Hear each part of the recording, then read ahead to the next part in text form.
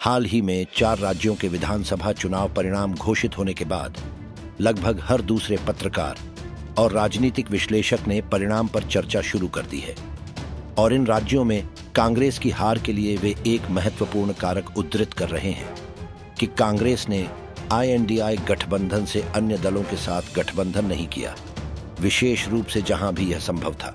और अक्सर जब मैंने यह बयान सुना तो पाया कि यह बयान अस्पष्ट है और वास्तविकता से मेल नहीं खाता है। IND गठबंधन अधिकांश विपक्षी दलों द्वारा बनाया गया है, जिसमें केंद्रीय मान्यता प्राप्त दल जैसे कांग्रेस और क्षेत्रीय दल जैसे राजद, जदयू, सपा, TMC आदि शामिल हैं। अब अगर आप मुझसे पूछें तो कुछ दिन पहले नरेंद्र मोदी ने कहा था कि मोदी की गारंटी है और वह 2024 में अपनी जीत को लेकर इतने आश्वस्त हैं। इसका कारण न केवल उनकी कुछ अच्छी नीतियां, भाजपा पार्टी के कार्यकर्ता या उनकी छवि है, बल्कि यह भी है कि वह जानते हैं कि विपक्ष उनके खिलाफ गठबंधन बनाने की कोशिश कर रहा है। अब आप लोगों को आश्चर्य हो रहा है कि मैं इसे भाजपा के लिए अभिशाप कहने के बजाय 2024 में IND गठबंधन को मोदी के लिए लाभ क्यों कह रहा हूं। मैं आज के वीडियो में आप लोगों को यह समझाऊंगा।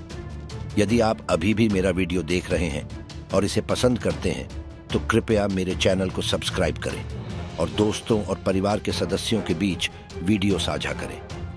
तो आइए 2 मुख्य कारण शुरू करते हैं कि क्यों IND गठबंधन मोदी के लिए फायदेमंद है।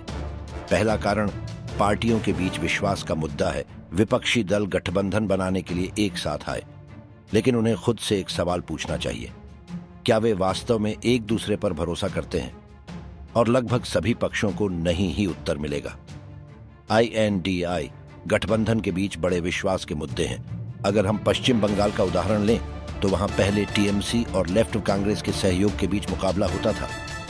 तो अब भी अगर गठबंधन के भीतर TMC ने 2024 में लेफ्ट और कांग्रेस दोनों को सीटें देने का फैसला किया, तो क्या गारंटी है कि कांग्रेस और लेफ्ट पार्टी के कार्यकर्ता ने TMC के लिए काम करेंगे और बीजेपी के लिए नहीं? उसी उदाहरण में वर्तमान में TMC पश्चिम बंगाल में अपना बहुमत रखती है और किसी अन्य राज्य में इसका कोई अस्तित्व नहीं है। फिर TMC ने कांग्रेस और वामपंथियों को सीट साझा करके अपना राज्य नियंत्रण क्यों खोना चाहेगी? कांग्रेस के साथ इसे साझा करने के बजाय TMC पश्चिम बंगाल की सभी सीटों पर चुनाव लड़ने में अधिक दिलचस्पी लेगी और बीजेपी के लिए आमने सामने की लड़ाई बनाएगी, क्योंकि यह TMC के लिए अधिक फायदेमंद है। पश्चिम बंगाल में कांग्रेस और लेफ्ट गठबंधन में हैं, लेकिन जब केरल की बात आई तो कांग्रेस और लेफ्ट गठबंधन में नहीं है। तो केरल में जब 2024 में कांग्रेस और लेफ्ट एक दूसरे से भिड़ेंगे तो इन दोनों पार्टियों के कार्यकर्ताओं को चुनाव में एक दूसरे पर कैसे भरोसा कर पाएंगे? उत्तर प्रदेश में भी ऐसी ही स्थिति है, जहां कांग्रेस और सपा गठबंधन में नहीं है। महाराष्ट्र और बिहार जैसे कुछ राज्यों में जहां गठबंधन है, वहां भी यही स्थिति है।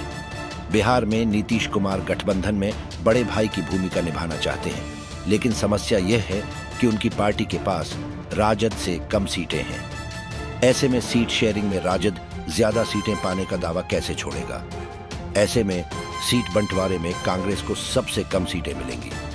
ऐसे में नीतीश कुमार अपनी ही पार्टी के कार्यकर्ताओं को राजद या कांग्रेस उम्मीदवार की मदद के लिए कैसे मनाएंगे, जबकि उनकी खुद की राजनीतिक जगह खतरों में है?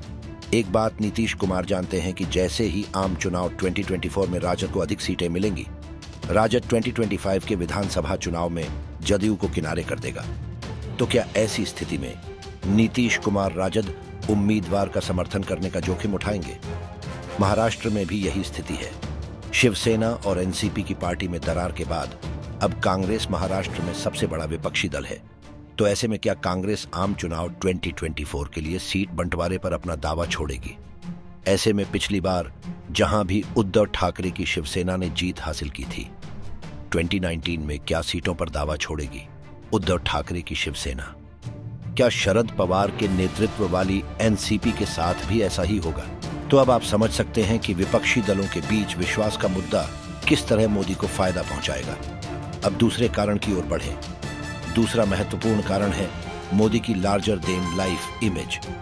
जब विपक्षी दल के नेता एकजुट हुए तो उन्होंने सरकारी नीतियों पर हमला करने के बजाय मोदी को व्यक्तिगत तौर पर निशाना बनाने की कोशिश की, जिसके कारण लोग आमतौर पर सोचते हैं कि मोदी एक ऐसे व्यक्ति हैं जो एक नेता की तरह सभी बाधाओं के खिलाफ खड़े हैं, जिसके कारण पूरा चुनाव जनता के वास्तविक मुद्दों से भटककर केवल व्यक्ति के रूप में मोदी पर केंद्रित हो गया।